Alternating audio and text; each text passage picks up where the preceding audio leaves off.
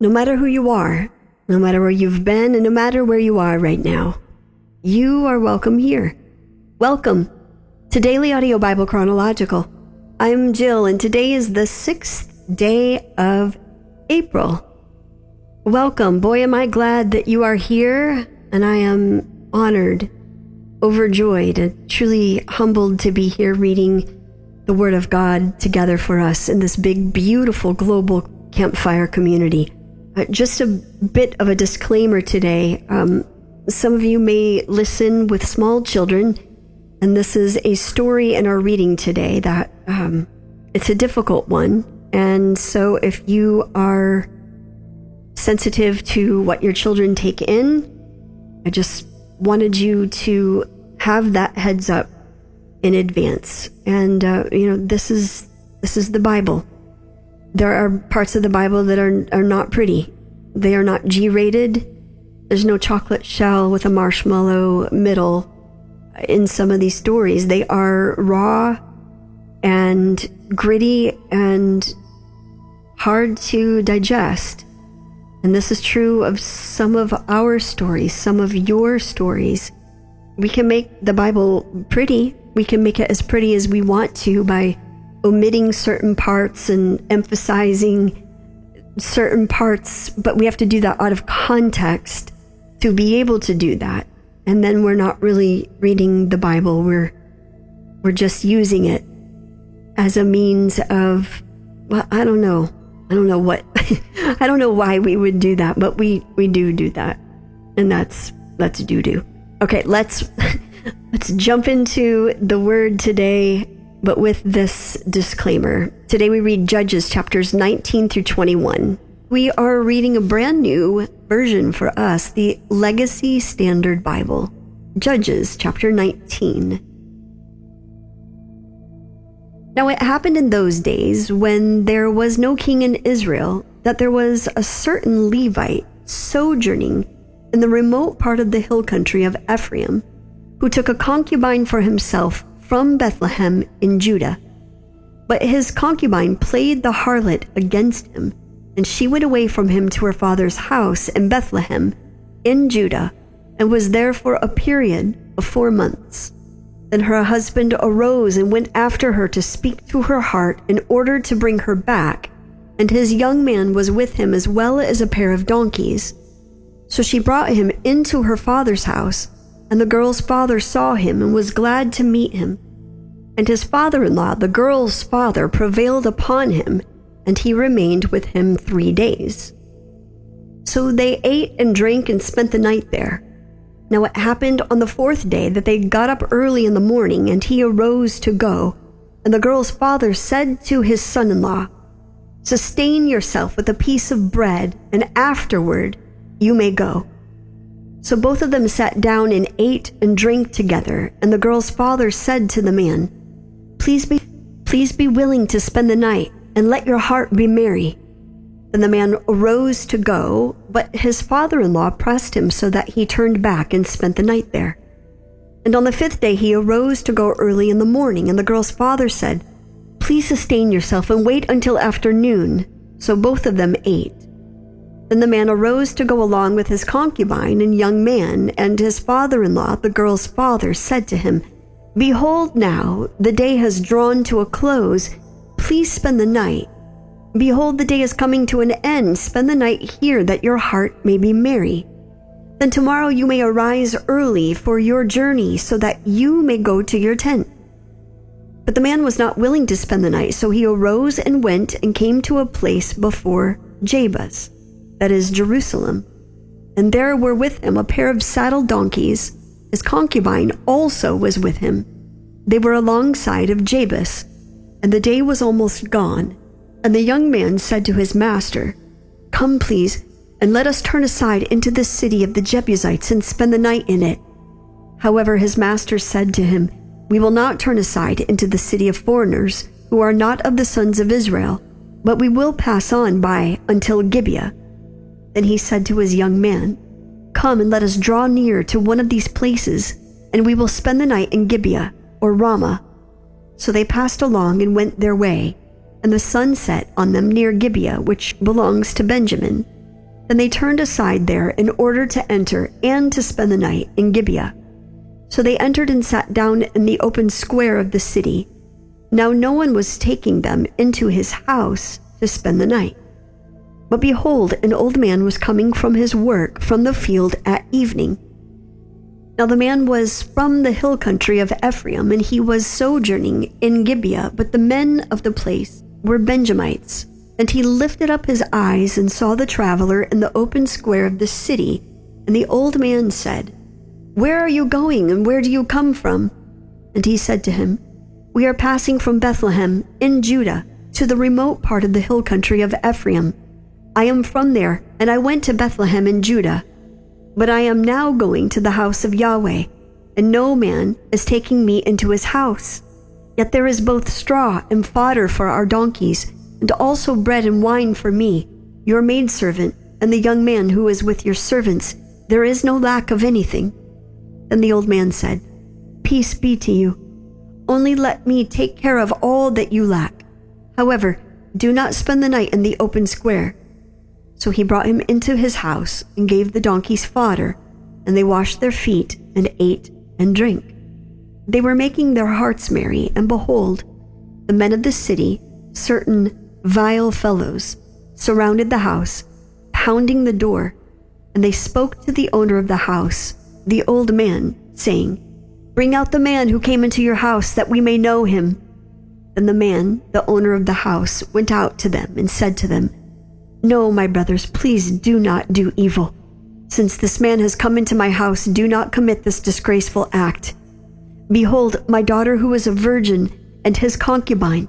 Please let me bring them out, that you may violate them and do to them whatever is good in your eyes.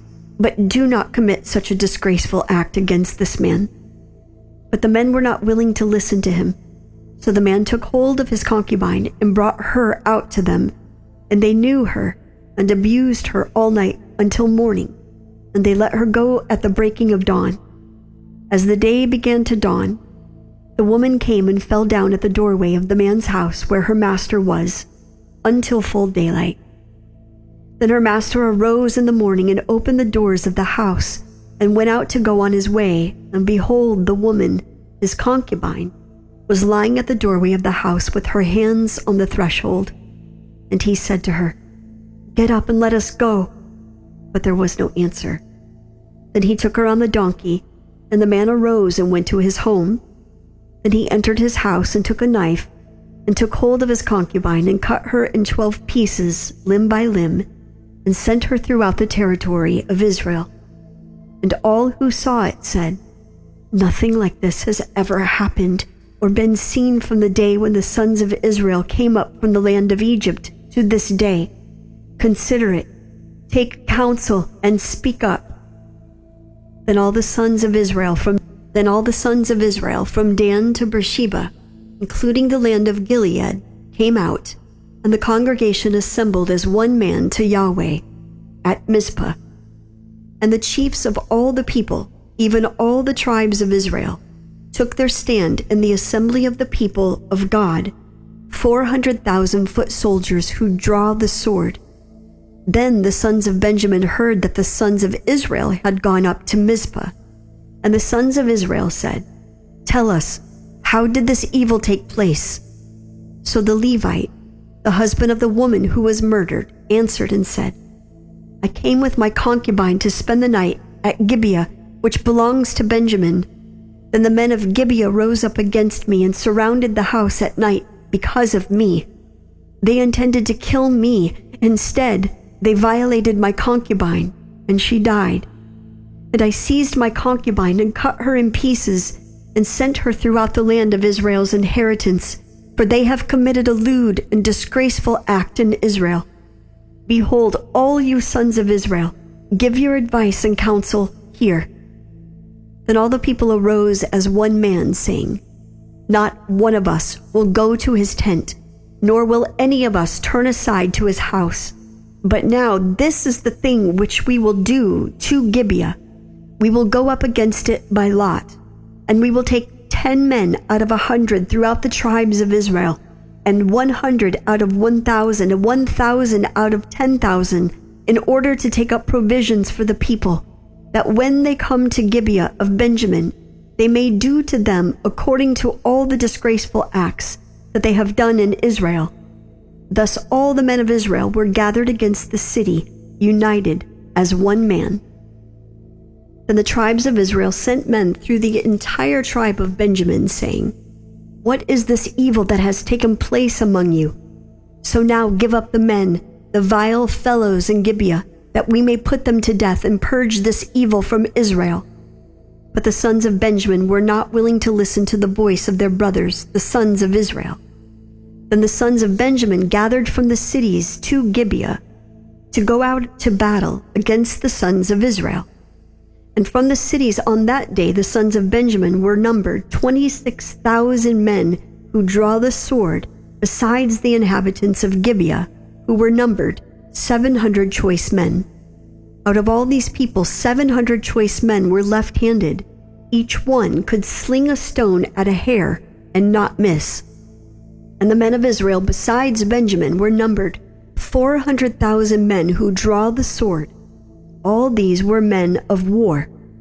Then the sons of Israel arose, went up to Bethel, and asked of God, and said, "Who shall go up for us to begin the battle against the sons of Benjamin?" Then Yahweh said, "Judah shall begin it." So the sons of Israel arose in the morning and camped against Gibeah. And the men of Israel went out to battle against Benjamin. And the men of Israel arranged themselves for battle against them at Gibeah. And the sons of Benjamin came out of Gibeah and destroyed to the ground on that day 22,000 men of Israel. But the people, the men of Israel, strengthened themselves and arranged themselves for battle again in the place where they had arranged themselves the first day. And the sons of Israel went up and wept before Yahweh until evening and asked of Yahweh, saying, "Shall we again approach for battle against the sons of my brother Benjamin?" And Yahweh said, "Go up against him." Then the sons of Israel drew near to the sons of Benjamin the second day. And Benjamin went out to meet them from Gibeah the second day, and destroyed to the ground again 18,000 men of the sons of Israel. All these drew the sword. Then all the sons of Israel and all the people went up and came to Bethel and wept. Thus they remained there before Yahweh and fasted that day until evening. And they offered burnt offerings and peace offerings before Yahweh. Then the sons of Israel asked of Yahweh. Now the ark of the covenant of God was there in those days, and Phinehas the son of Eleazar, Aaron's son, stood before it to minister in those days, saying, "Shall I yet again go out to battle against the sons of my brother Benjamin, or shall I cease?" And Yahweh said, "Go up, for tomorrow I will give them into your hand." So Israel set men in ambush around Gibeah. And the sons of Israel went up against the sons of Benjamin on the third day, and arrayed themselves against Gibeah as at other times. So the sons of Benjamin went out to meet the people, and were drawn away from the city, and they began to strike and slay some of the people, as at other times, on the highways, one of which goes up to Bethel, and the other to Gibeah, and in the field about 30 men of Israel. The sons of Benjamin said, "They are defeated before us, as at the first." But the sons of Israel said, "Let us flee, that we may draw them away from the city to the highways." Then all the men of Israel arose from their place, and arrayed themselves at Baal Tamar. And the men of Israel in ambush burst forth of their place, even out of Mearah Gibeah. Then 10,000 choice men from all Israel came against Gibeah, and the battle became heavy. But Benjamin did not know that calamity was about to reach them. Then Yahweh defeated Benjamin before Israel, so that the sons of Israel destroyed 25,100 men of Benjamin that day, all who drew the sword. So the sons of Benjamin saw that they were defeated. Now the men of Israel had given ground to Benjamin because they relied on the men in ambush, whom they had set against Gibeah. So the men in ambush hurried and rushed against Gibeah. Then the men in ambush deployed and struck all the city with the edge of the sword. Now the appointed sign between the men of Israel and the men in ambush was that they would make a great cloud of smoke rise from the city. So the men of Israel had turned around in the battle, and Benjamin had begun to strike and slay about 30 men of Israel. For they said, "Surely they are defeated before us, as in the first battle." But the cloud began to rise from the city in a column of smoke, and Benjamin turned behind them, and behold, the whole city was going up in smoke to heaven. And the men of Israel turned around again, and the men of Benjamin were dismayed, for they saw that calamity had reached them. Therefore, they turned their backs before the men of Israel toward the direction of the wilderness, but the battle overtook them, and those who came out of the cities destroyed them in the midst of them. They surrounded Benjamin, pursued them without rest, and trod them down opposite Gibeah to the east toward the sunrise. Thus 18,000 men of Benjamin fell. All these were valiant men. And the rest turned and fled toward the wilderness to the rock of Ramon. But they caught 5,000 of them on the highways and overtook them at Gedam and struck down 2,000 of them. So all of Benjamin who fell that day were 25,000 men who drew the sword. All these were valiant men. But 600 men turned and fled towards the wilderness to the rock of Ramon, and they remained at the rock of Ramon 4 months. Now the men of Israel returned to the sons of Benjamin and struck them with the edge of the sword, both the entire city with the cattle, and all that they found. They also set on fire all the cities which they found. Now the men of Israel had sworn in Mizpah, saying, "None of us shall give his daughter to Benjamin as a wife." So the people came to Bethel and sat there before God until evening, and lifted up their voices and wept bitterly. And they said, "Why, O Yahweh, God of Israel, has this come about in Israel, so that one tribe should be missing today from Israel?" Now it happened the next day that the people arose early and built an altar there, and offered burnt offerings and peace offerings. Then the sons of Israel said, "Who is there among all the tribes of Israel who did not come up in the assembly to Yahweh?" For they had taken a great oath concerning him who did not come up to Yahweh at Mizpah, saying, "He shall surely be put to death."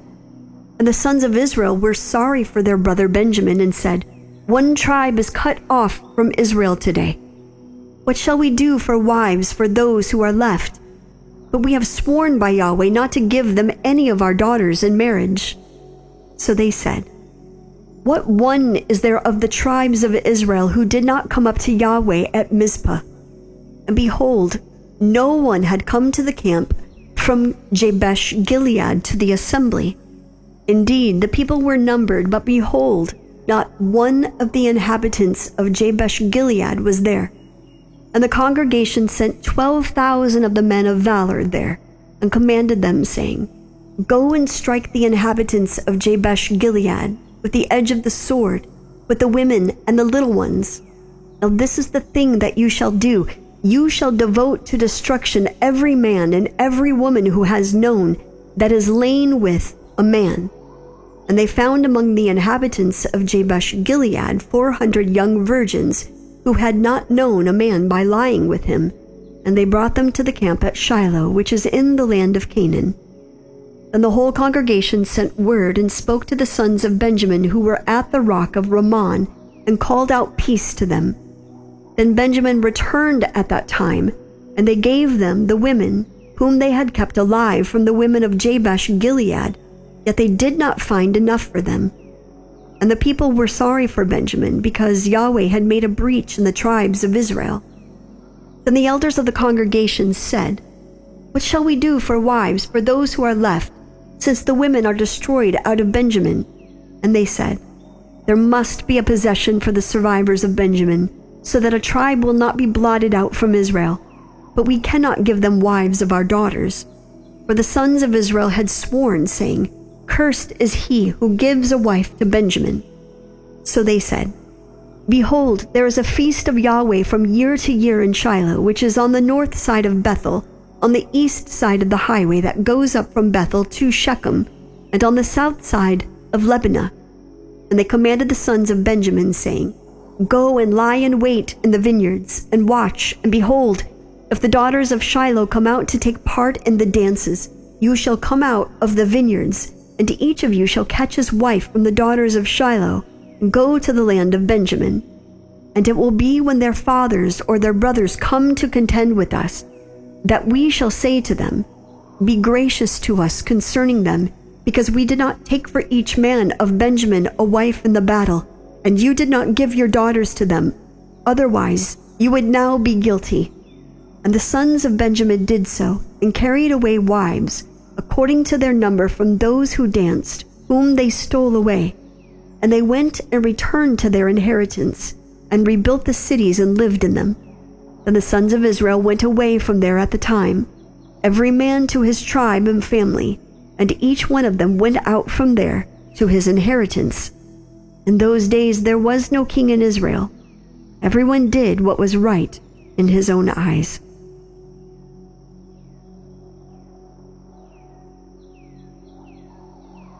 The last line sure does put things into perspective, doesn't it?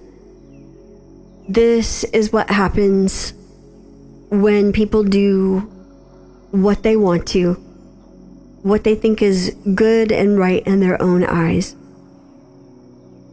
Maybe as you were hearing this, you heard some of the parallels of this story to that of the story of Sodom, the destruction of Sodom.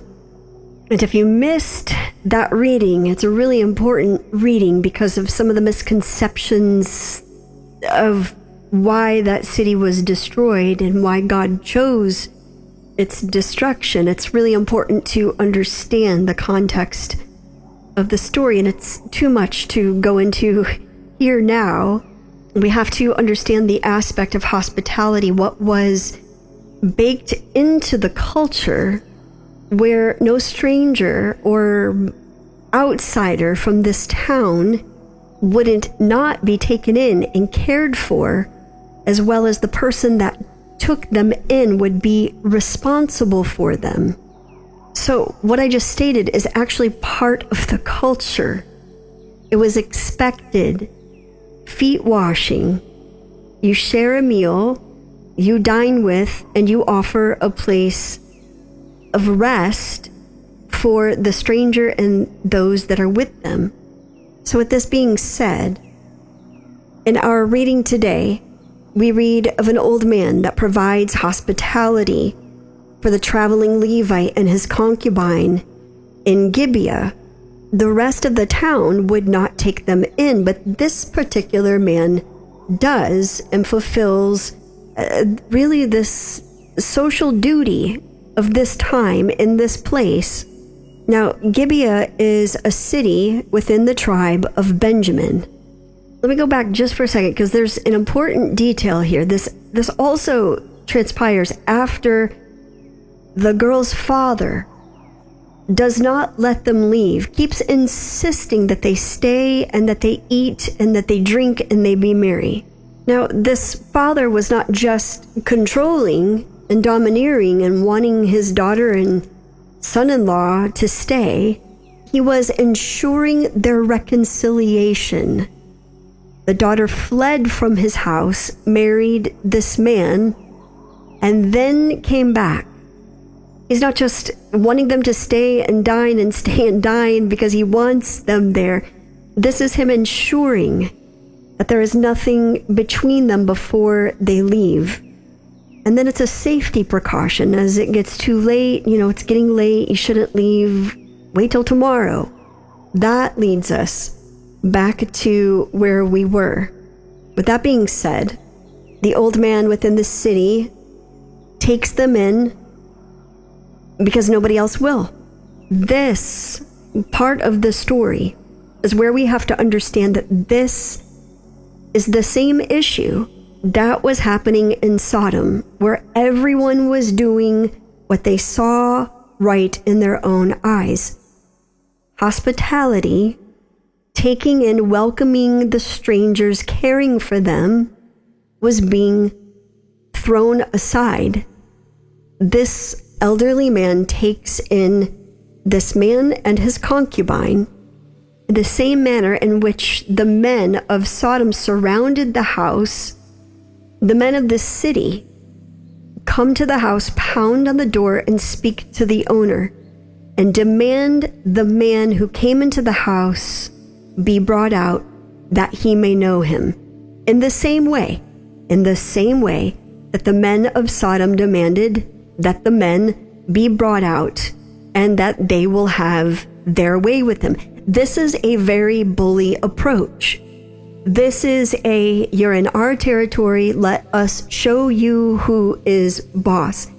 This is what has become of the Israelites, God's chosen people, the one that are supposed to be holy and set apart, living a life of righteousness, purifying themselves through the process of sanctification, through the priests, to live holy and righteously so that they don't keep sinning and to not forget what God has brought them from. And the same evil is transpired in Sodom that caused God to destroy the city of Sodom. Now this differs in that the men of the city in the book of Judges that we read today violate repeatedly the Levite man's wife, so much so that they leave her dead at the front door. It's a horrible, horrible story. But we even have to hear the language of this elderly man who is begging these men not to do whatever is good in your eyes, but do not commit such a disgraceful act against this man. But they're not willing to listen. They go against the custom of the land by taking matters into their own hands.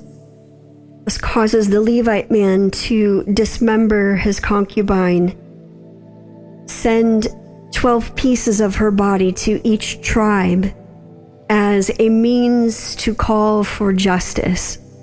And the differences in the story of Sodom between this story that we have in Judges is that God himself destroyed the city of Sodom. This city is spared, but not until the other 11 tribes of Israel take matters into their own hands. And we can know, it's safe to say that this is not how it was supposed to be. This is not how things were supposed to go. But we end here in the commentary today where we began in the commentary today. In those days, there was no king in Israel. Everyone did what was right in his own eyes. Jesus, I pray that this line would not be a part of our story as believers in you. That we would walk humbly, that we would love mercy, we would seek justice, and we would love our neighbor as ourselves, the way that you gave the new commandment before you were crucified, to love one another as you have loved us. May that be part of every person's story that claims to know you, that claims to love you, and that claims to follow you. And this is my prayer today, and I pray it in the name of the Father, the Son, and the Holy Spirit. Amen.